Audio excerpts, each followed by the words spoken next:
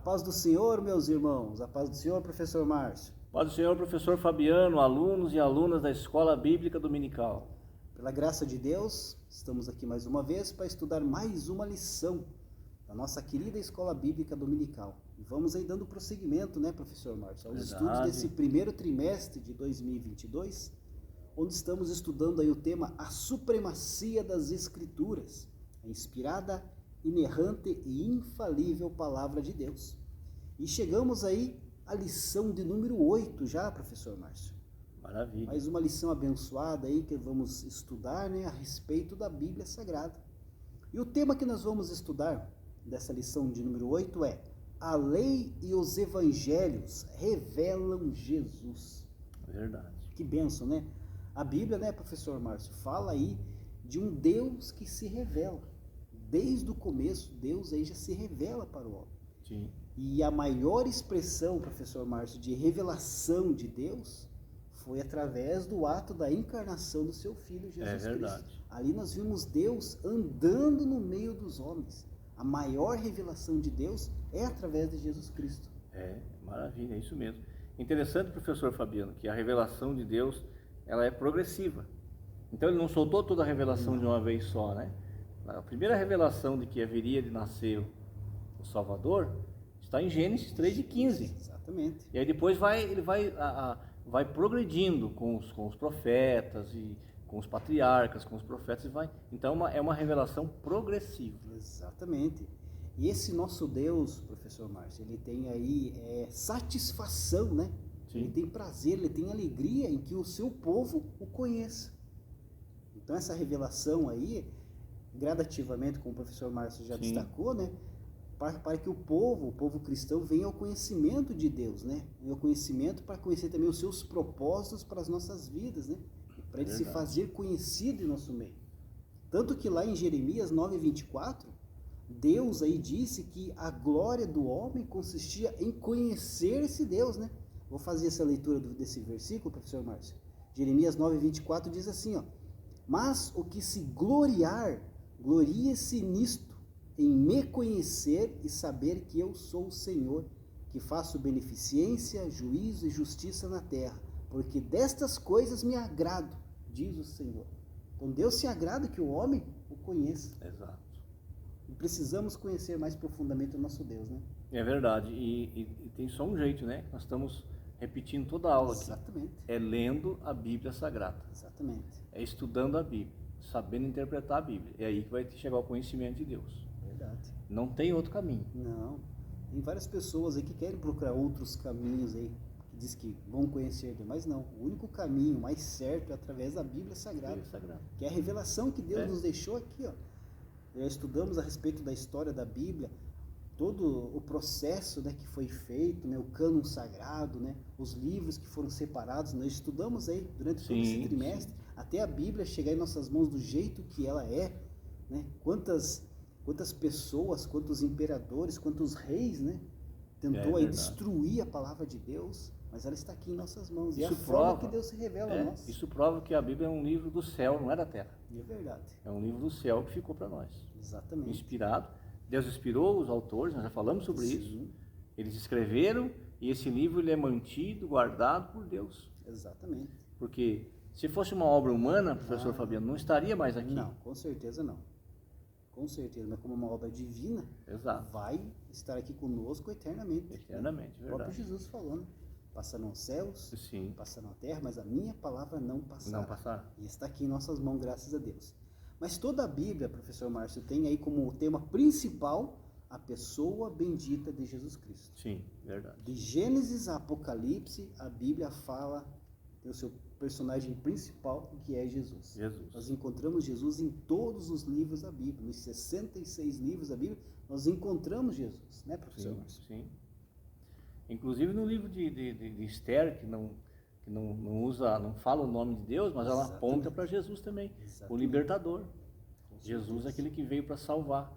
Né? Então, quem lê o livro de Esther não vai encontrar lá o nome Jesus, mas ele vai entender que está falando de Jesus. Verdade, com certeza. Para quem é entendido da palavra, vai perceber ali entre linhas ali que está falando de Jesus. Está falando de Jesus.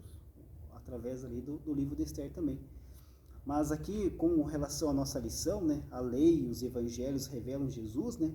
Como já destacamos, toda a Bíblia revela Jesus. Sim. Toda a Bíblia tem a revelação de Jesus. Mas só que o Pentateuco, né, que são os 5 primeiros livros da Bíblia Sagrada, que é a lei de Moisés, os 5 primeiros livros do Antigo Testamento, e os evangelhos, que são os 4 primeiros livros do Novo Testamento, eles têm aí uma relação profunda, né, na revelação da pessoa de Jesus Cristo. Um encaixa o outro, um explica o outro, né? Podemos dizer assim, né? Enquanto que a lei esboça lá o plano de salvação, né, professor Márcio? Exato. Através lá da simbologia ali do tabernáculo, dos sacrifícios, né? Isso, né? O próprio sacrifício apontando já para um sangue inocente. Exatamente. Que era um animal ali que não tinha pecado, não tinha culpa de nada, e que estava morrendo pelo pecado do ser humano. Então ali já estava apontando que era sangue inocente que ia remir a humanidade. Com certeza. Então é especificado aí esse plano da redenção no Pentateuco, nos livros da lei, que nós vamos ler aqui. E são confirmados, esse sacrifício, esse plano de redenção, é confirmado lá nos evangelhos. Os 4 primeiros livros do Novo Testamento, que é o tema da lição de hoje. A lei e os evangelhos revelam Jesus, né? Então, quando o cristão pega para ler ali o Antigo Testamento, professor Márcio, tendo como base, né? Principalmente, vamos ver aí nos evangelhos, né? A compreensão da lei. Exato. Quando você lê lá o Antigo Testamento, você olha as leis lá, você meio que não fica quase que entendendo quase nada. Mas quando você lê o Evangelho e vê a revelação de Jesus, aí uma coisa vai encaixando com outra e você tem essa interpretação. Porque a lei, ela era sombra, né, do que iria ser revelado. Porque ainda não tinha sido revelado. Jesus ainda não tinha nascido. Exatamente. Então, ela é sombra. Tudo apontava para Jesus, mas como sombra. No Novo Testamento foi tirada essa sombra. Foi tirado esse véu e tudo ficou revelado. Daí Jesus aparece já mostrando toda a revelação, mas que começou lá, ele mesmo fala, Jesus mesmo fala no Evangelho, que os profetas falaram dele, exatamente, que os patriarcas falaram dele, todo mundo falou dele. Exatamente. Só que agora ele está ali, né? Agora ele não precisa mais a interpretação, o Novo Testamento é a interpretação do Antigo. Exatamente. E tem muitas pessoas hoje em dia, professor Fabiano, que não querem mais, dizem que o Antigo Testamento não tem validade para nós mais. Não querem. Tem pregador que se quer ler, prega no Antigo Testamento, mas não, a Bíblia é completa. E nós só sabemos da história de Jesus completa lá por causa do Antigo Testamento. Antigo Testamento, para saber o que aconteceu. Exato. Que Jesus... Se não fosse Gênesis 3:15, nós nunca ia saber. Exatamente. Nós sabemos por causa do ali que Jesus, que Deus fala, que da semente da mulher nasceria um que pisará a cabeça de Satanás, é que nós descobrimos por ali que esse um nasceu e é Jesus Cristo. Exatamente. Nós já falamos aqui em algumas aulas que não tem como você poder entender um livro se você começar a ler ele da metade para frente. Exato. Você precisa ler o livro do começo ao fim para você poder entender toda a história, todo o contexto, todo o significado. E a Bíblia não é diferente. Para você poder entender lá os acontecimentos do Novo Testamento, com Jesus vindo, nascendo, a forma que nasceu, né, que estava tudo profetizado, e a forma como morreu e ressuscitou, você vai ter que ler o Antigo Testamento para poder encaixar as peças e entender esse plano aí. Quer ver um exemplo? O livro de Levíticos é o livro da lei, dos cerimoniais da lei. Então, se quer interpretar ele, tem que ler a carta aos Hebreus, que está lá no Novo Testamento. Exatamente. Lendo a carta aos Hebreus, o escritor aos Hebreus, que nós não sabemos quem escreveu, ele está revelando tudo que está lá. Ele pega Levíticos e tira. Exatamente. Tira a sombra e coloca ali. Ele fala do sacerdócio, do sumo sacerdote, fala de tudo. E aponta para Jesus. Aponta para Jesus. Agora, ele tira para nós e mostra, ó, Levítico era sombra, agora é realidade. Exatamente. Ele mostra ali que Jesus é superior a tudo isso. Superior a tudo isso aí. Todo esse sacrifício de Jesus é superior. O texto áureo da nossa lição se encontra lá no livro de Deuteronômio, capítulo 6, versículo 4, que diz assim: Ouve, Israel, o Senhor nosso Deus é o único Senhor. Aqui esse versículo, professor Márcio, faz parte ali da profissão de fé, né? Dos judeus, né? Do judaísmo, que é conhecido como Shema, né? Que significa ouve, né? Sim. Então tem outros 2 textos que fazem parte aí do Shema, que é o Deuteronômio 11, do versículo 13 ao 21, e Números, no capítulo 15, do versículo 37 e 41. Então esses 3 textos aí que fazem parte da profissão de fé central do judaísmo, né? Sim. E é a primeira, praticamente é a primeira oração ali que uma mãe ensina ao filho judeu, né? É o Shema, que essa profissão de fé aqui dos judeus, né, professor? Inclusive era repetida todas as manhãs. Exatamente. Diz que de manhã e à noite também, sim, né? repetido ali todos os dias ali, né? Dizendo que o Senhor nosso Deus é o único. Exatamente. Porque o povo de Israel conheceu e respeitou e respeita até hoje um único Deus. O único Deus. Então essa Shema que ficou a oração deles. Exatamente. Como eu falei, né? As mães ensinam para os seus filhos Sim. pequenos e quando dá tempo, né? É as últimas palavras que um judeu pronuncia antes da sua morte. No seu leito de morte, eles pronunciam esse Shema aqui. Porque é por causa da fidelidade que eles têm com Deus, né? Ouve Israel, o Senhor, nosso Deus, é o único Senhor. Então, esse reconhecimento aí que serve de exemplo para nós cristãos, né? Essa reverência ao nome do Senhor, né? Eles têm muita reverência ao nome de Deus, né? O povo judeu só teve problema em aceitar o Messias. Jesus, que eles não aceitaram como Messias, como o rei dos judeus. Mas quanto a Deus, eles nunca tiveram problemas. Sempre Deus foi o único Deus. Eles se desviavam no caminho, saíam, cometiam coisas que não agradavam a Deus. Mas pela força da punição de Deus, pelo castigo, eles voltavam novamente. E reconheciam novamente que Deus era único. Com certeza. E é o único, né? É o único Deus. É o único. Nossa verdade prática destaca que a lei não salva, mas esboça o plano da redenção em Cristo confirmado nos evangelhos.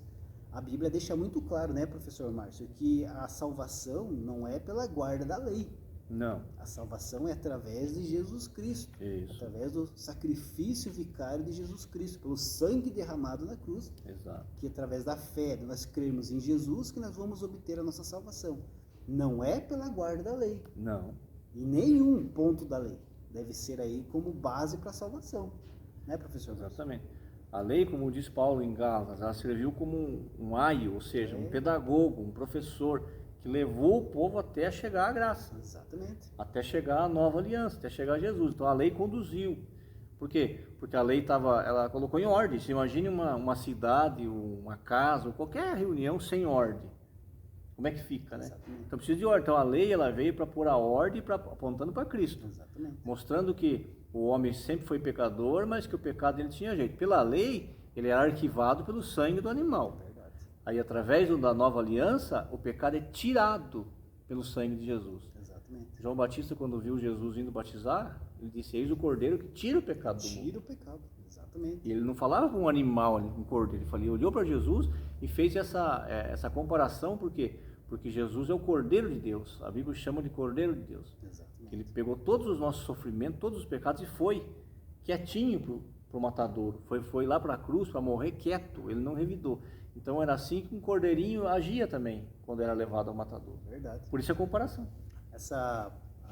Os mandamentos aqui, né, a lei aqui, ela consiste em trazer ao homem o conhecimento do pecado. Sim, a lei não veio para salvar, ela veio para condenar, para mostrar para o homem o que é certo e o que é errado. Ó, você não pode matar, você não pode roubar, você tem que fazer isso. Então ela veio mostrar para o homem o que é o pecado, o que vai condenar ele ao pecado, e não para salvar. Exato. É como a verdade prática destaca, a lei não salva, mas esboça o plano, mostrando que tinha que ter ali alguém superior. Sim. Que iria vir e morrer. Eu vi uma simbologia, né, professor, mas achei até interessante, o pastor trouxe, que um irmão descreveu ali a lei como se fosse uma escada, que foi colocada dentro de um poço, e lá dentro desse poço tinha um homem caído, que estava dentro desse poço caído. Ele falava assim que essa escada era muito boa, a escada simbolizava a lei, era muito boa para você subir, só que o problema é que os degraus dessa escada eram muito distantes um do outro, e era impossível para o homem subir por essa escada. É a mesma coisa a lei. É impossível para o homem cumprir toda a lei, todos os mandamentos de Deus. Somente Jesus cumpriu. Somente Jesus. Jesus mesmo falou que ele não veio aqui para abolir a lei, mas ele veio para cumprir a lei. Né? Então a lei mostra justamente isso aí, porque o homem é incapaz de conseguir aí a salvação pelas suas próprias forças. Exato. Mesmo querendo obedecer, não, eu vou obedecer todos os mandamentos de Deus. É impossível, não vai conseguir. Em alguma coisa ou outra ele vai falhar, isso pode ter certeza.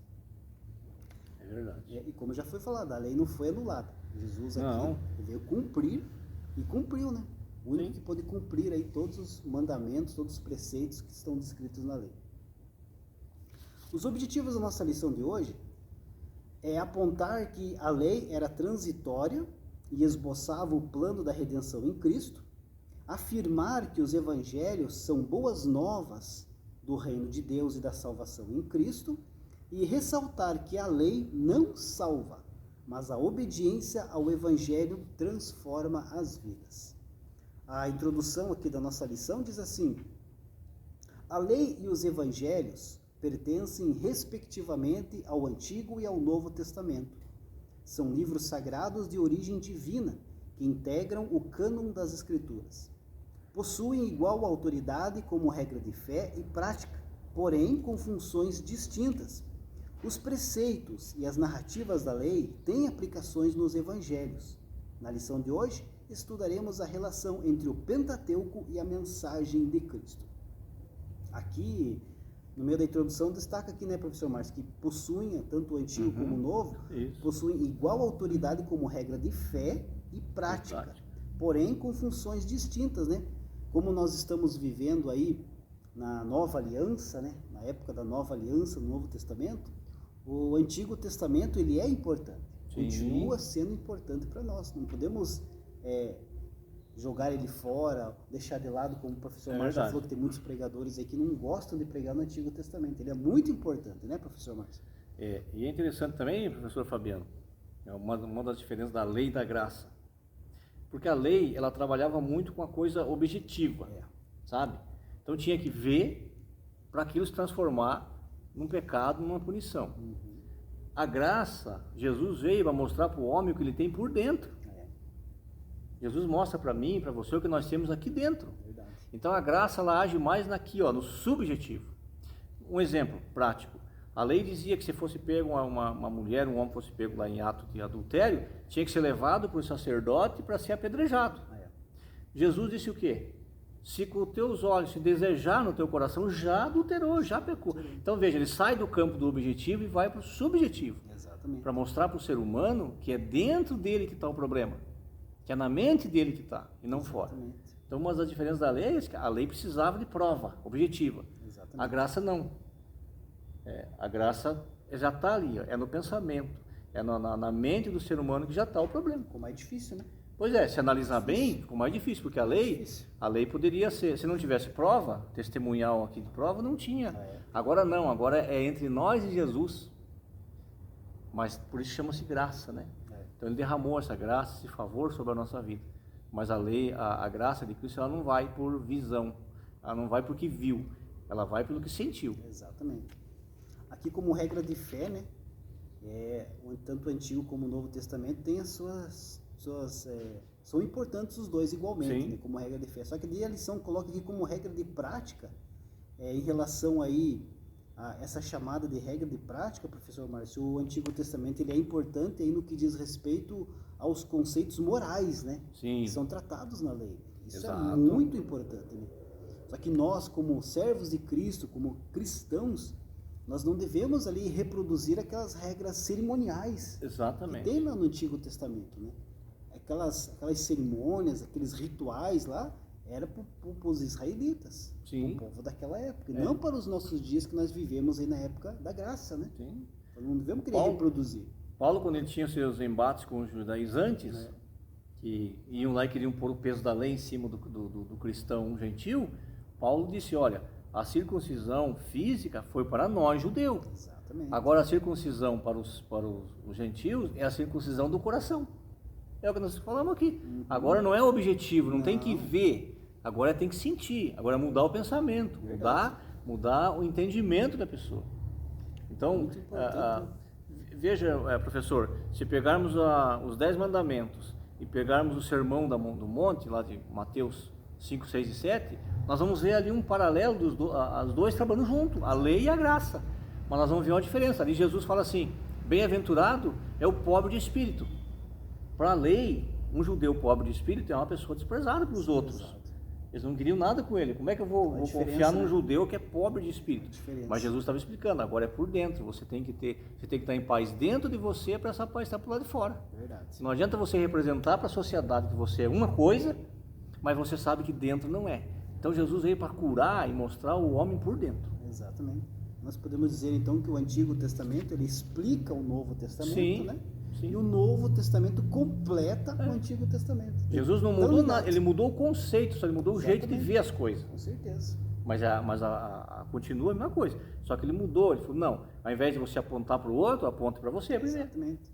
Justamente porque os judeus eles acabaram colocando muitos preceitos a mais em cima da lei. Do outro, né? Sempre um queria cobrar do outro. Exatamente. Mas ele continuava com um sepulcro caiado, como Jesus falou, né?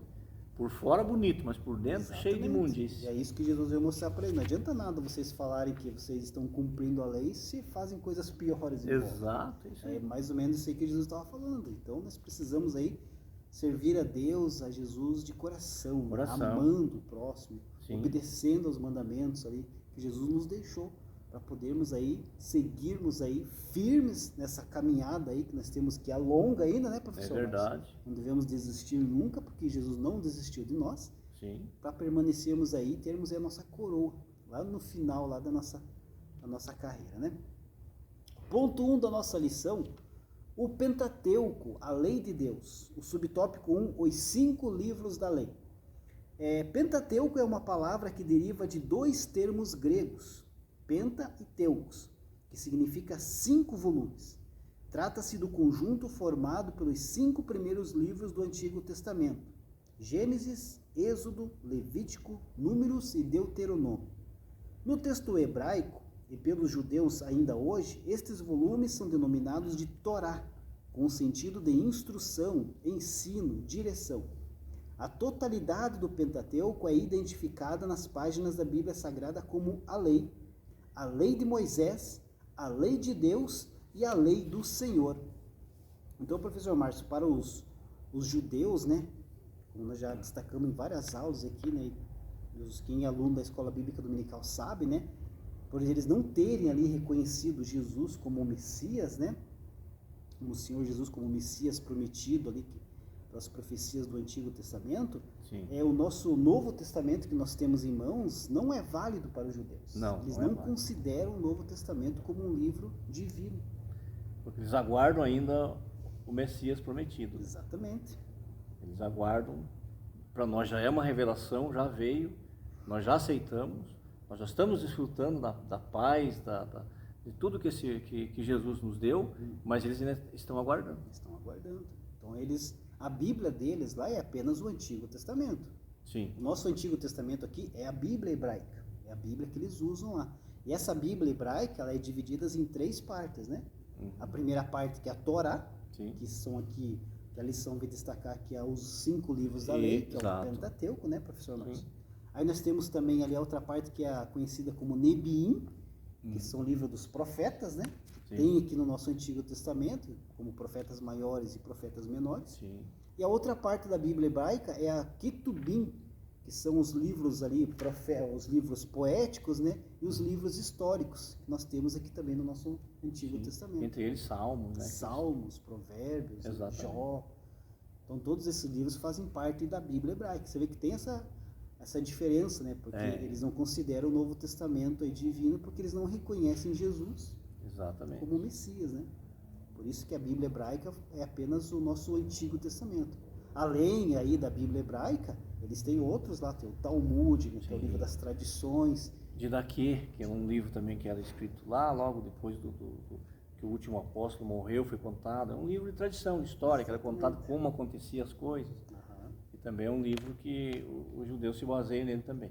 Exatamente. Então esse é um pouco da cultura aí dos judeus, né? O livro que eles reconhecem como divino. Subtópico 2, a grandeza da lei. Estuda-se a lei sob 3 aspectos: morais, que possuem validade permanente para todos os povos; cerimoniais, que tratam da liturgia religiosa dos judeus; e civis, que dizem respeito à responsabilidade do israelita como cidadão. Nossa declaração de fé ensina que a lei de Moisés é o mais importante código de leis da antiguidade por sua santidade, por seu caráter espiritual e por sua autoridade divina. A lei é santa e o mandamento santo, justo e bom. A lei é espiritual. Contudo, enfatiza o documento doutrinário que a grandeza da lei vai além de tudo isso pois nela Deus esboça o plano da redenção humana em Cristo, porque o fim da lei é Cristo, para a justiça de todo aquele que crê. Então, como a lei de Moisés, né, professor Márcio, aponta para Jesus, né? Sim. Ela serviu aí perfeitamente como guia para o povo do Antigo Testamento, para que fossem guiados ali através aí da lei de Moisés, né, para poder ter um relacionamento com Deus, né, através da lei de Moisés. Que a lei que Deus passa para Moisés, passar para o povo de Israel, era a lei daquele país, daquele povo, daquela gente. Os países em volta, que já existiam muitos, tinham outras leis. Mas, por exemplo, não terás outros deuses diante de ti, só o Deus poderoso. Então estava na lei do povo judeu. Exatamente. Então ali podemos dizer que ali a lei era a Constituição. Constituição. Nós temos a nossa Constituição, que são as leis que regem o nosso país. Exatamente. Os mandamentos, a lei de Moisés é a Constituição do povo judeu lá. Foi escrito. Mas como o professor bem leu, ela é a lei moral. E todo ser humano, ele tem a moralidade, ele tem a ética, ele tem tudo isso. Então a lei serve. Então a lei veio, a lei moral dos 10 mandamentos, ela veio para abranger todo o ser humano. Todo ser humano. Ao contrário das leis cerimoniais. Leis cerimoniais não. Eram exclusivas para o povo judeu. Que nós não precisamos exatamente. Seguir. São os rituais, os rituais que eram podemos deles. deixar de lado. Só que tem algumas igrejas aí que defendem, né? Sim. Alguns rituais que... Até nós temos visto aí, se a gente der uma pesquisada lá no próprio Israel, eles estão querendo voltar com os sacrifícios, né? Sim. Mas isso tudo para cumprir, né? Para cumprir a palavra de Deus. Exatamente. Isso tudo para se cumprir a escatologia. Exatamente. Agora nós aqui, digamos, ter aqui utensílios do povo judeu, você pode até ter como uma peça de decoração que é bonito, mas não influencia nada para nós. Nós não estamos debaixo da lei nesse sentido de ritual. Não. Nós temos que obedecer à lei na moralidade. Por exemplo, a lei diz não matarás. Ela está valendo. Com certeza. Mas não há necessidade, por exemplo, de nós ter aqui um candelabro, nós temos aqui utensílios, enfim, do culto judaico, um ritual judaico. Não há necessidade. Isso é verdade. Se tivesse, imagina, uma fila. Fazer os rituais. Então, e tem gente trazendo isso, né? Tem gente trazendo essas coisas para a igreja para tentar melhorar o Novo Testamento. Não existe isso. A Bíblia é perfeita, Jesus é perfeito. O sacrifício de Jesus é suficiente, né? Foi suficiente. Aqui no final do subtópico 2, né, fala que Deus esboça, né, o plano da redenção humana em Cristo, né? Ali no Antigo Testamento, né? Nos livros da lei, no caso, que é o subtópico que está falando aqui, né? Na verdade, todo o Antigo Testamento, ele aponta para Cristo e a sua obra de redenção. Não apenas esses livros da lei, né? Todo o Antigo Testamento. O próprio Jesus afirmou essa verdade, né? Lá em João 5:39, Jesus disse assim: examinais as Escrituras, porque vós cuidais ter nelas a vida eterna, e são elas que de mim testificam. Sim. Então, as Escrituras aqui que Jesus está falando é o Antigo Testamento. O Antigo Testamento. A Bíblia hebraica que nós já acabamos de falar. Então, todo o Antigo Testamento aponta para Cristo. E ele estava falando para o povo judeu. Vocês examinam a Escritura, vocês lêem a Escritura, vocês conhecem a história que aponta para mim e não me aceitam. Estão vendo aqui. E não me aceitam, é isso que ele estava dizendo.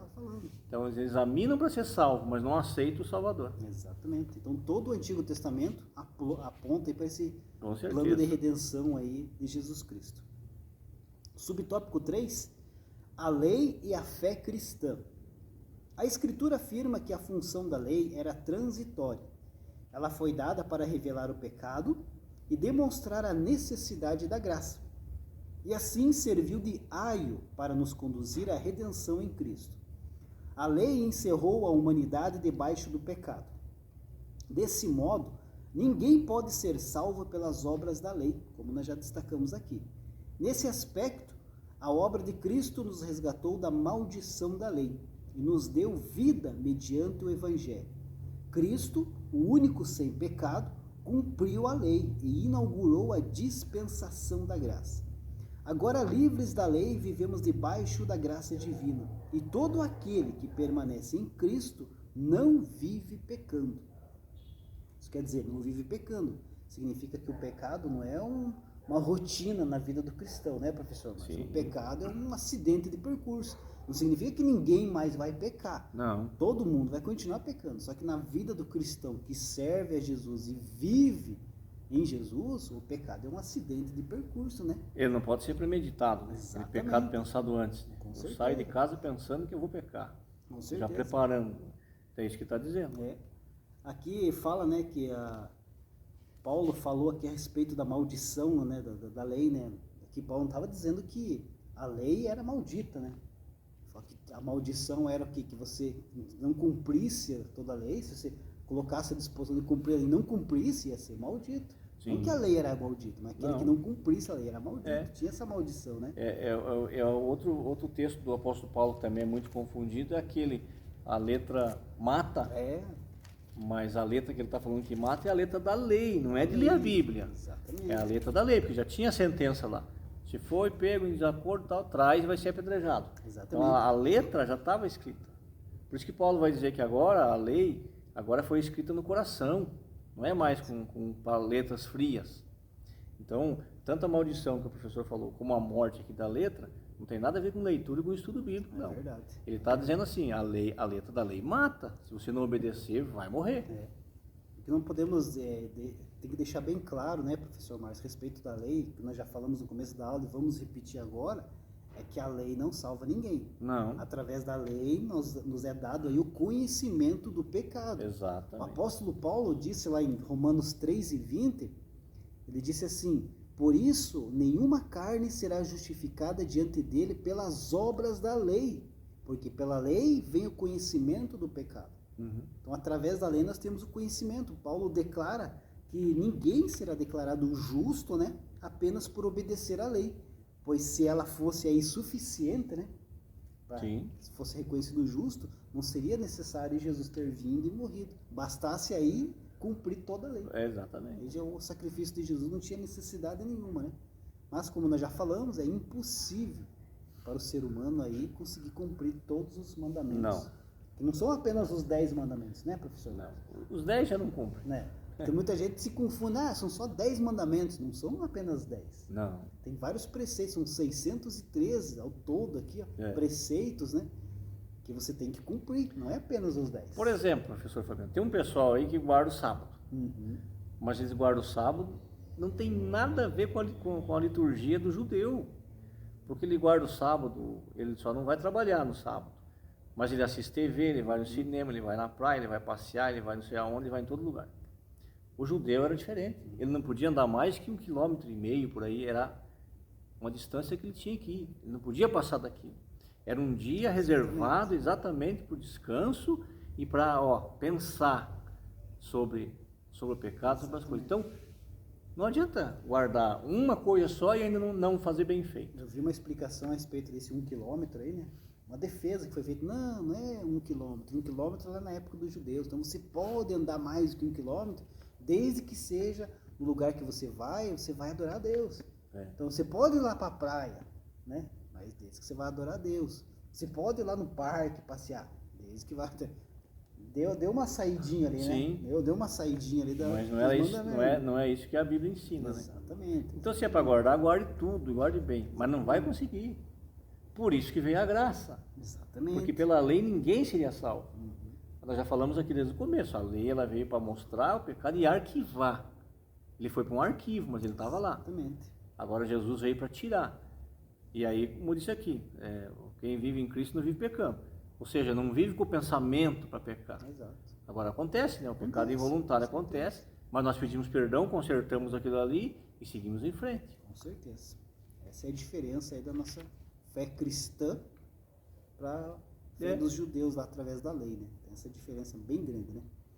Ponto 2 da lição, os evangelhos, a mensagem de Cristo. Subtópico 1, o conceito de evangelho.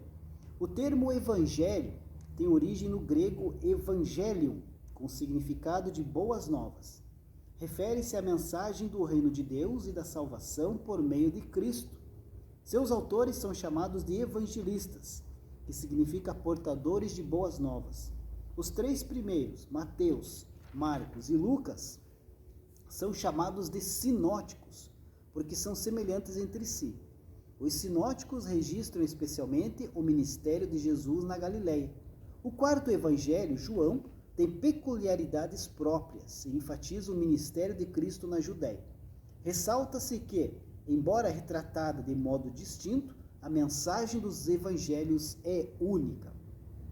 Então aqui fala a respeito do significado de evangelho, né? Que é as boas novas, né, professor Márcio? Sim. O que é as boas novas? As boas novas é que Deus aí proveu uma oportunidade para o homem encontrar a salvação, que é através da vida de Jesus Cristo, né, professor Márcio? É. João 3,16. Exatamente. Deus Textual amou o da mundo, Bíblia. né? Veja que amar é uma decisão. Deus decidiu amar e aí mandou seu filho. Exatamente. Então, aqui reside toda a salvação da Aqueles humanidade. que se arrependerem dos seus pecados, né? Reconhecerem Cristo, que é o Senhor e Salvador das suas vidas, vai ter essa oportunidade. Voluntariamente o aceitarem, coração, e aceitar disposto a andar com Ele, a cumprir o que Ele está falando, a salvação está nisso aqui. Exatamente. Alcançarão perdão dos pecados, né, professor? Sim. Não é obras, né? Não. As obras, a Bíblia diz que Deus construiu uma estrada de boas obras para nós andar nela. Então nós fazemos boas obras porque somos salvos. E não fazemos boas obras para sermos salvos. É diferente. Exatamente. Então essas boas novas, essa boa notícia que Deus nos dá através da vida de Jesus é justamente essa, né? Sim. Nossos pecados, se nós tivermos o arrependimento sincero, vai ser perdoado. Nós já falamos que nós vamos continuar pecando e Deus vai continuar nos perdoando. Sim, se for com sinceridade. E tem uma outra coisa, nós vamos ser adotados e vamos fazer parte da família de Deus. Porque enquanto você não serve a Jesus, não entrega a sua vida para Jesus, você é apenas uma criatura de Deus. Muita gente fala, todo mundo é filho de Deus. Não, só é filho de Deus aquele que entrega a sua vida para Jesus, né, professor Márcio? Reconhecendo que Jesus é o Salvador. Aí, a partir desse momento, ele vai ser adotado na família de Deus. Então, nós somos filhos por adoção. Por adoção. Jesus é filho único de Deus. Exato. Unigênito do Pai. E nós, através desse sacrifício, somos adotados. Veja que é preciso aceitá-lo como Salvador. Né? Meio até uma incoerência, porque quem tem que nos aceitar é Ele. Ele já nos aceitou, mas a gente usa essa expressão, aceitar Jesus. Mas Ele já nos aceitou. Ele poderia nos recusar. Ele tinha todos os motivos do mundo para dizer, não quero vocês. Mas Ele, né, Deus amou o mundo de tal maneira que Ele nos aceitou. Agora é preciso que nós façamos esse reconhecimento público e aceite a Jesus. E deixe que o Espírito Santo vá mudando a mente e o comportamento da gente para ir aparecendo nas nossas atitudes que nós somos agora verdadeiramente filhos de Deus. Exatamente, isso mesmo. Aqui a lição também fala a respeito dos 4 evangelhos, né, professor Márcio? Sim. Os 3 primeiros que são chamados de sinóticos, e o 4º evangelho de João, que ele é um pouco diferente, tem suas peculiaridades próprias, né? Não é que cada um ali conta uma história diferente, né? Não. Os 4 evangelhos relatam a história da vida de Jesus. Sim. É a biografia de Jesus, né, professor? Exatamente. Agora, a diferença que dá é o ponto de vista. É, uma visão particular que cada um tem, né? Mas a essência não muda, é a mesma. Por exemplo, Jesus curou um cego em Jericó, mas o outro escritor diz que tinha 2 cegos. Mas foi a visão dele, ele viu e escreveu sobre 2 cegos. Mas a essência, qual que era o foco? Era a cura. A cura aconteceu. Então não tem contradição. Não. Um pouco da diferença que tem um do outro são os destinatários, né? Sim, que também. Cada evangelho tem um destinatário diferente, né? Enquanto que Mateus ali escreveu o evangelho de Jesus Cristo com destino aos judeus convertidos, né? Ele mostra ali Jesus como o rei, né? Sim. Messias, né? Prometido. Agora Marcos tinha como destinatários os cristãos romanos. E mostra ali Jesus como o servo, sofredor, né, professor? Exato. Lucas ali tinha como destino os cristãos gregos ali, os gentios que vinham em volta. E mostrava ali Jesus como o filho do homem, 100% homem. Agora João não, João faz uma diferença, né, entre esses 3, porque ele escreve para todos os cristãos, um livro universal, né? E João vem falando claramente ele começa o evangelho falando sobre a divindade de Cristo. Ele fala, no princípio era o verbo e o verbo estava com Deus, que é Jesus. É interessante também, professor Fabiano, nessa explanação que você fez aí, é que Mateus ele escreve para os judeus, e o judeu ele sempre foi ligado à genealogia, porque ele sabia que o Messias viria da raiz de Jessé e tal. Então Mateus começa com a genealogia, identificando para eles, até chegar no nascimento de Jesus. Então, cada um deles escreveu para um povo diferente. Por isso que é um pouco dessa diferenciação de um evangelho para o outro. Mas o relato é o mesmo. É o mesmo. O cenário é o mesmo. A vida é a mesma. A mensagem é a mesma, que é da vida de Jesus ali, né? Que mostra ali. Os quatro concordam que Jesus é o Filho de Deus.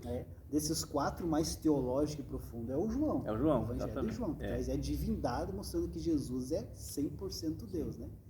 Por isso é um pouquinho dessa explicação, porque às vezes muitas pessoas se confundem, né? Nossa, mas por que 4 evangelhos, né? Às vezes, será que é alguma coisa... E outra coisa, e essas contradições aqui, não tem contradição, tem um ponto de vista. Com certeza. Cada um focou num ponto de vista. Mas o resultado a mensagem, né? O resultado tem nos 4. Exatamente, a mensagem principal continua nos 4. Subtópico 2, a mensagem do reino de Deus. Em Mateus, o Senhor Jesus, após o batismo nas águas e sua vitória na tentação do deserto, passou a pregar a chegada do reino dos céus. Nos outros sinóticos, a pregação do reino também aparece como tema central da mensagem de Cristo, e João enfatiza que o reino divino não é deste mundo. Os evangelhos indicam que as profecias messiânicas se cumpriram em Cristo. Neles, Jesus é apresentado como o filho de Davi e o filho de Deus. Sua vinda inaugura o começo do reino e requer a conversão dos pecadores. O reino aponta para a soberania de Deus sobre todas as coisas no presente e no futuro. Na época ali de Jesus, né, professor Márcio, os judeus estavam aguardando o Messias como estão aguardando até hoje, né? Aqueles que não acreditam que Jesus é o Salvador, né? E eles estavam esperando um Cristo que os libertasse ali da opressão do Império Romano. Exatamente. Eles não aceitaram aquele Jesus sofredor, que nasceu numa manjedoura, pobre, né, que morreu numa cruz, como Messias, né? Como eu disse, com um discurso de bem-aventurado quem chora, bem-aventurado quem é pobre de espírito. Imagine, eles não quiseram, porque eles aguardam, e aguardam ainda, um Messias libertador, como se falou. Um homem forte na política, na guerra, que chegasse lá. Qual que era o pensamento dos judeus? Que Jesus ia chegar, ia lá no palácio, ia tirar o Herodes de lá, o Pilatos, ia assumir e devolver a nação para o povo judeu. Ia restabelecer a soberania nacional de Israel. Aí Jesus entra em Jerusalém, eles jogam lá as roupas, as flores, e Hosana, que Jesus vem no jumentinho, aí desce, e ao invés de ir para o palácio, ele vai para o meio do povo. Exatamente. Ele vai pregar o evangelho lá para o pobre, lá para o miserável que estava na beira do caminho. Isso revoltou mais o povo judeu, porque eles não entenderam que o reino de Jesus não é nessa terra. Eles queriam um reino físico, né? Físico, um reino aqui na terra. E a proposta de Deus através de Jesus não era um reino físico, mas um reino espiritual, que é essa mensagem aqui do reino de Deus. Lá em João 18:36, professor Márcio, está escrito assim, respondeu Jesus, o meu reino não é deste mundo. Se o meu reino fosse deste mundo, lutariam os meus servos, para que eu não fosse entregue aos judeus. Mas agora o meu reino não é daqui. Então Jesus está explicando exatamente isso, que o reino de Jesus não era naquele momento aqui na terra, e sim lá no céu, o reino de Deus. Então o reino de Deus é aquele que nesse período, professor Márcio, é estabelecido no coração das pessoas. Exato. Hoje, dentro do coração das pessoas, como o professor Márcio já falou a respeito disso, né? Mas futuramente ele será estabelecido em todo o mundo, através do reino milenar de Jesus. Exatamente. Aí vai ter o reino físico. Aí vai vir, Jesus vai reinar nessa terra mesmo, para mostrar para todos os governantes aí que é possível reinar com justiça. Eles não reinam com justiça por causa do pecado e por causa da ambição que eles têm. Exatamente. Mas é interessante, professor Fabiano, que aonde chega um salvo, o reino está junto com ele. O reino está junto, está aqui, no coração. Por isso que nós temos que saber como é que nós estamos representando o reino para as pessoas, para a empresa que eu trabalho, para a rua, para a família, não sei aonde. Aonde eu chegar, o reino chega junto. E aí tem que chegar as leis desse reino. Exatamente. Porque esse reino tem um rei. E esse rei tem as suas ordens definidas para mim, que sou morador desse reino. Exatamente. E tem que obedecer o rei. Jesus mesmo falou naquela época, né? O reino já está entre vocês não estão vendo. É chegado o reino dos Deus aqui. Então como é que é o meu comportamento? Como é que eu estou mostrando o reino de Deus para as pessoas? Exatamente. Pense bem nisso. Como é que está sendo o nosso testemunho aí fora, né?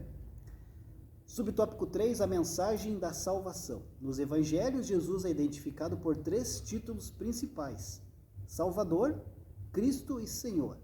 Mateus registra que ele veio para salvar o povo dos pecados. Marcos afirma que é preciso crer em Cristo para ser salvo. Lucas assevera que ele veio salvar o que estava perdido. João esclarece que ele é o Salvador do mundo. Por isso a mensagem da salvação é um ato do amor e da graça divina pelos méritos de Cristo. Os elementos dessa salvação incluem fé no sacrifício de Cristo, arrependimento de pecados e novo nascimento. Nesse sentido, Cristo declarou: aquele que crê em mim tem a vida eterna. João 6,47. Então os evangelhos, professor Márcio, para fechar aqui esse ponto 2, né? Eles nos mostram aí o ministério de Jesus aqui na Terra, né? Sendo colocado em prática aí durante 3 anos e meio. Jesus inaugurou seu ministério, ficou 3 anos e meio ali, Sim. ensinando para onde ele ia. Ele estava ensinando e mostrando a necessidade de entregar a vida a ele, né? E veja que é interessante, professor, aqui a harmonia dos 4 escritores. Não tem nenhuma objeção de um com o outro. Os 4 estão dizendo que Jesus é a salvação. Verdade. Que tem que aceitar Jesus, tem que crer em Jesus. Senão não vai ter salvação. Exatamente. Tudo que Jesus estava pregando e é relatado nos 4 evangelhos que as pessoas tinham que se arrepender. Exato. E acreditar na pregação de Jesus, que é o evangelho. A mensagem de Jesus era arrependei-vos. De João Batista era arrependei-vos. De Pedro no dia de Pentecostes, quando o Espírito Santo vem para ficar na terra. Qual foi a mensagem dele? Arrependei-vos. É verdade. Porque sem arrependimento não tem salvação. É verdade. Com certeza. Ponto 3. Uma mensagem transformadora. Subtópico 1, a transformação do caráter. O caráter é definido como a maneira própria de cada pessoa agir e expressar-se. Na lei, o Decálogo, ou os 10 mandamentos, apresenta as orientações básicas para o modo de viver dos israelitas. Esses princípios também são aplicados nos evangelhos, exceto a guarda do sábado. Contudo, a mera observância de códigos não pode salvar ninguém. Somente a graça divina é capaz de transformar o caráter humano. Por meio da ação do Espírito Santo e da obediência ao Evangelho, o homem pode compartilhar a natureza do caráter de Deus. Desse modo, a mensagem do Evangelho de Cristo produz substancial mudança no caráter cristão.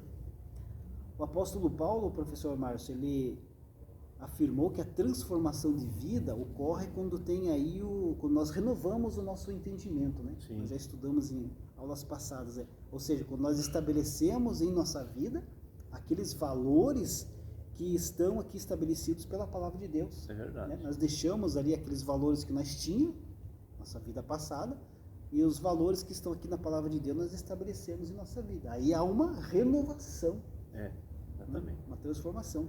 E é essa transformação que tem que aparecer para o mundo. Exatamente. Né? Acho que Paulo fala lá em Romanos 12, né? Ele diz que seja transformado o mundo através do teu entendimento, da renovação da tua mente. Por exemplo, professor Fabiano, a Bíblia diz: honra pai e mãe. Se você não está honrando, não tem esse entendimento ainda, tenha esse novo caráter de Cristo e honre, comece a honrar. E não diz lá que é para honrar o pai que foi bom e a mãe que foi uma excelente mãe, não. Diz honra pai e mãe. Não importa o que eles fizeram, é teu pai e tua mãe. Tem pessoas que não falam com o pai há muito tempo, com a mãe há muito tempo. Está desonrando, então você tem que ver. O teu caráter mudou mesmo com Cristo? Então você tem que honrar. Exatamente. É isso que está dizendo, é a lei, né? A lei trouxe esses princípios que são seguidos no Novo Testamento. Exatamente. Aí tem uma os valores, aí são os valores. Com certeza. Através dessa aplicação da palavra de Deus em nossa vida, tem essa renovação aí, nossa transformação do caráter, né? Guarda o sábado, mas não conversa com o pai e com a mãe? Não adianta nada, né? Então, as pessoas que realmente tiveram um novo nascimento, que foram convertidas, você vê essa diferença. Sim. Agora, tem muitas pessoas que você já conhecia na vida passada.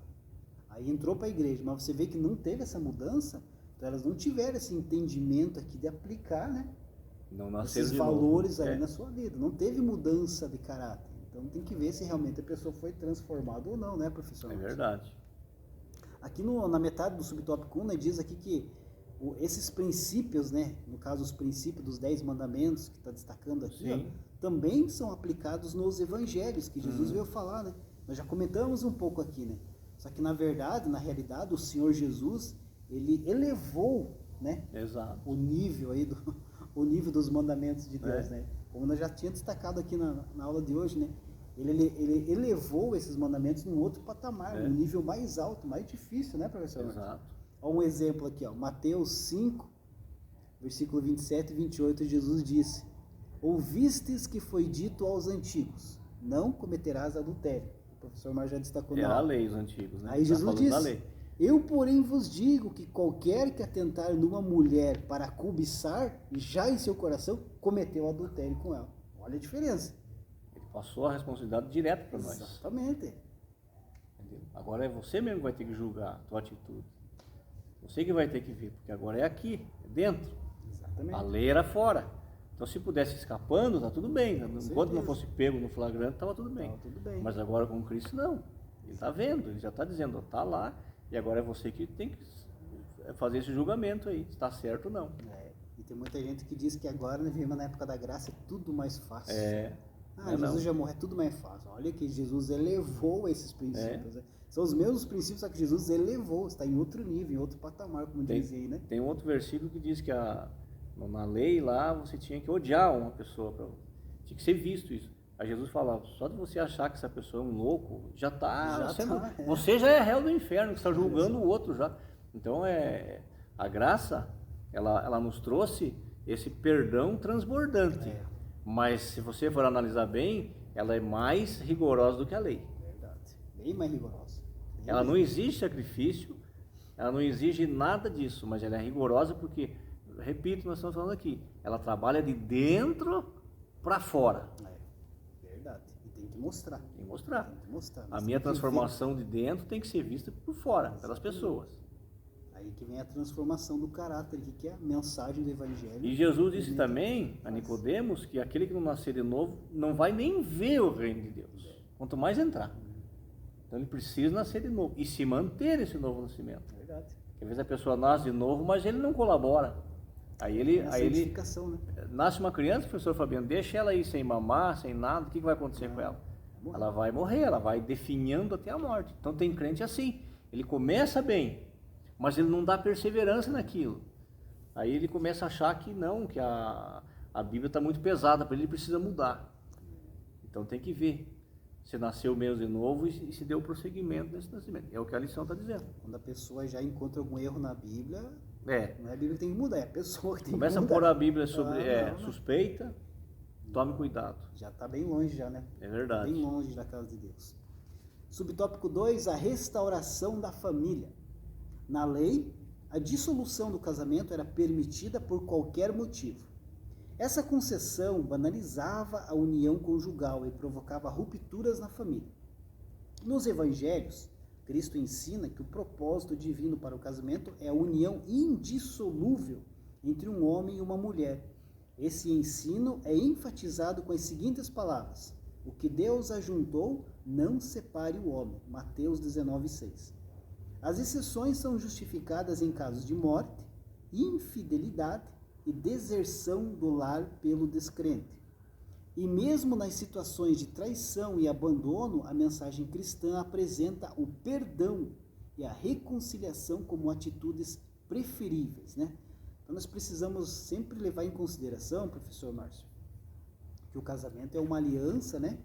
Sim. Feita ali diante de Deus. Sim, diante de Deus. Quando fala assim que Deus é testemunha, é como se você estivesse no teu casamento, tivesse os padrinhos, né? Você sempre escolhe os casais sentados ali, e vai ter uma cadeira em que Deus também é testemunha e vai estar ali sentado te olhando o teu casamento. Então Deus é testemunho do teu casamento.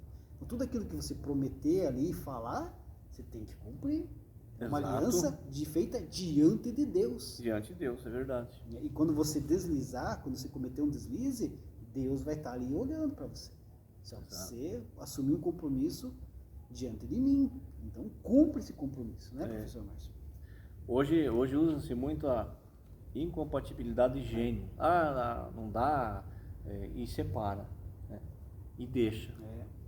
Sendo que é muito mais fácil consertar essa estrada que estão caminhando juntos. É isso que a Bíblia fala, né? E o professor Fabiano falou muito bem. Deus é testemunho. Quem fez o primeiro casamento foi Deus. Deus chamou Adão, a Eva, e criou tirou a costela, fez a Eva, trouxe, colocou Veja que interessante que Deus deixa o Adão no altar e depois traz a Eva e entrega para ele. Diz, olha, esse aqui. Daí ele falou, essa é osso dos meus ossos, carne da minha carne. Aí Deus abençoa o casamento. Então o casamento, ele já tem a bênção de Deus. Deus já é ele que criou, então ele já abençoou esse casamento. Agora, bem disse o professor, e o que está sendo falado ali? É só a palavra jogada ao vento? Na primeira dificuldade vai esquecer tudo? Não é um ritual, é um compromisso firmado diante de Deus. Então não devemos banalizar o casamento, porque é um ato divino aí. É verdade. Feito por Deus mesmo, né? Como o professor Márcio já destacou, o primeiro casamento foi feito por Deus mesmo, com Adão e Eva, né? E aqui ele fala também a respeito aqui da possibilidade, né, do divórcio aqui no caso, né, que é a traição e tudo mais, mas só que a expectativa bíblica é que se ofereça o perdão. É que se ofereça o perdão. Se ofereça o perdão acima de tudo e para que as partes se resolvam e não chegam aí à separação, né?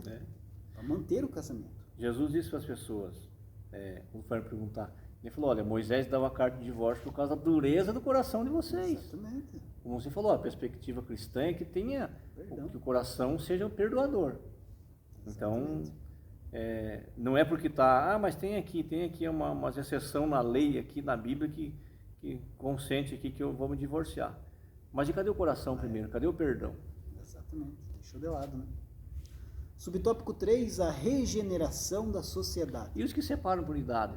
Casar com a mais nova, o mais novo? Nem vamos entrar nesse assunto, né, professor Márcio? Vamos longe, vamos longe. Vamos para outro tópico. É verdade. A regeneração da sociedade. Nossa declaração de fé afirma que a estrutura dos 10 mandamentos, que fazem parte da lei, diz respeito a Deus e à sociedade e envolve pensamento, palavras e obras. O Senhor Jesus ensinou que todo o sistema mosaico, a lei e os profetas, está resumido em 2 ações: amar o Senhor e amar o próximo. Os evangelhos asseguram que o amor de Deus para com a humanidade é a base da salvação. Em vista disso, os cristãos receberam a missão de proclamar essa mensagem às nações. Assim sendo, a igreja fiel e guiada pelo Espírito, ao pregar e viver o Evangelho, torna-se sal da terra e luz do mundo. Então veja, né, professor Márcio, nós como igreja, nós somos aí embaixadores de Deus aqui na terra. Exato. E temos aí a responsabilidade de chamar aí as pessoas ao arrependimento. Sim. Né? Pregar o Evangelho, falar sobre as boas novas de Jesus, para que essas pessoas aí que estão perdidas no mundo, né, o lamaçal de pecado, também tenham a oportunidade que Deus nos deu. Exato. Nós não podemos guardar só para nós. Eu já ganhei, essa mensagem já é para mim, eu não vou falar para ninguém, é só mim, não quero que mais ninguém vá. Não. O céu é só meu, né? Não, negativo. Se tem esse tipo de pensamento, é bem provável que você nem vai entrar no céu. É verdade. É muito, muito arriscado esse tipo de pensamento, né? Então nós temos essa responsabilidade como embaixadores de Deus de proclamar o Evangelho às pessoas. E veja que quando Jesus faz essa comparação aqui, dizendo que somos sal da terra e luz do mundo, ele está dando mais responsabilidade ainda. Porque o que o sal faz? O sal, primeiro, que ele tempera. Né? Segundo, que Jesus está falando que na época deles não tinha geladeira, não tinha freezer, não tinha nada. Então conservava os alimentos com sal. Exatamente. Então até onde tem sal, se tiver alguma coisa estragada, ele não vai passar. Porque o sal ia conservar até aqui. Conserva. Então, isso que ele está dizendo. Jesus não está dizendo que nós vamos transformar ninguém. Não. Mas nós vamos preservar, através da palavra, através do testemunho, das atitudes, nós vamos preservar o Evangelho. Exatamente. Quem vai transformar é Ele. Exatamente. E a luz? O que a luz faz? Clareia. Então, nós temos que andar na luz. Quando uma luz chega, as trevas... Nós temos que andar... Exatamente. Então, ele está dando uma responsabilidade imensa aqui para o crente. Dizendo, você crê em mim, então você vai ter que brilhar no escuro para os pecadores ver e vai ter que temperar essa terra e preservar a moral, a ética, os bons costumes, a palavra de Deus. Exatamente, é uma confiança, né, professor Márcio, que Jesus depositou em nós. Sim. Como igreja. Veja, ele é a luz do mundo. Exatamente. E ele falou que nós somos luz também. Nós precisamos honrar essa confiança. Honrar essa confiança. Nós já falamos em várias aulas aí como é que tem sido a nossa vida lá fora, o nosso testemunho de vida. Então, em tudo que nós estamos fazendo lá fora, nós temos que pensar nisso daí. Nós temos aí uma responsabilidade muito grande que Jesus encarregou a nós, igreja do Senhor. E nós temos que honrar essa confiança que Jesus depositou em nós. É verdade. Que é exercer aí a influência cristã nesse mundo em que nós estamos vivendo. E muitas vezes, professor Fabiano, isso aí implica em sofrer com um dano. A gente sofrer o dano, sofrer a perca de alguma coisa para glorificar a Deus. Exatamente. Então esse testemunho de vida aí, às vezes faz um diferencial na vida das pessoas, né? Você tem uma vida santa, uma vida justa, diante aí do mundo aí que não respeita nada. Um passa por cima dos outros para obter sucesso, para obter dinheiro, para obter... Ninguém respeita ninguém. Mas essa vida cristã, nós temos que demonstrar lá fora que vai fazer a diferença. E essa responsabilidade, essa confiança que Jesus depositou em nós, professor Márcio. Ele falou, estou indo para o céu, agora fiquem vocês na terra.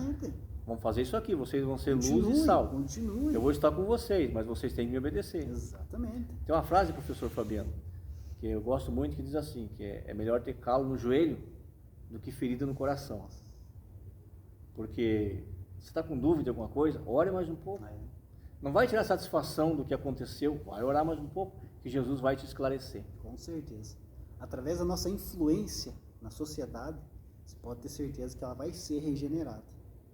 Porque nada pode com o poder da igreja. Quando a igreja está unida, tem um pensamento único, pode ter certeza. Vamos evangelizar um bairro onde está a igreja. Se todos os crentes dessa igreja for num único pensamento, numa unidade, vai ser evangelizado e vai ter uma regeneração naquele bairro. Pode ter certeza que vai acontecer. Só que tem que ser um pensamento único. Único e apenas um só querer e ninguém mais tem que ser luz e sal. Exatamente. Tem que cuidar antes, né? Exatamente. Esse dia eu vi uma pregação, gostei muito, professor Fabiano. O pastor que pregava dizia assim: você que saiu da casa e deixou o aluguel mal pago, vai lá acertar esse aluguel, porque você não é luz, não é sal. Você é um cristão, está sofrendo algum problema. Vai lá e conversa com o dono da casa, mas pague as tuas dívidas. Porque que tipo de luz você vai acender lá para essa pessoa? Que tipo de sal é? Então, esses detalhes, são essas coisas que é evangelho. O evangelho é vida na prática. É verdade. É isso que vai levar nós para o céu. Com certeza. Ainda mais hoje em dia, né? Com redes sociais, tecnologia avançada. Você está andando pela rua, tem várias câmeras filmando, então um testemunho errado ali, ó. Exato. Pode botar aí. Então, isso quando Jesus coloca na nossa responsabilidade, você tem que brilhar e você tem que preservar o evangelho, guardar o evangelho. Com certeza. Que benção, né? A conclusão da nossa lição diz assim: a função da lei era transitória. Ela revela o pecado, mas também aponta o plano da salvação em Cristo. O Senhor Jesus nos libertou da condenação da lei. Nos evangelhos, as boas novas dessa salvação estão reveladas. Em suma, as obras da lei não justificam, mas pela graça somos salvos, por meio do arrependimento e da fé em Jesus Cristo. Amém. Então a Bíblia toda aponta a Jesus Cristo, aponta para o sacrifício. E é para Jesus que nós temos que olhar e em Jesus que nós temos que caminhar. É verdade. Nada está perdido. Creia em Jesus, entregue a sua vida a Ele, que Ele vai te transformar. Com certeza. Deus abençoe. Deus abençoe.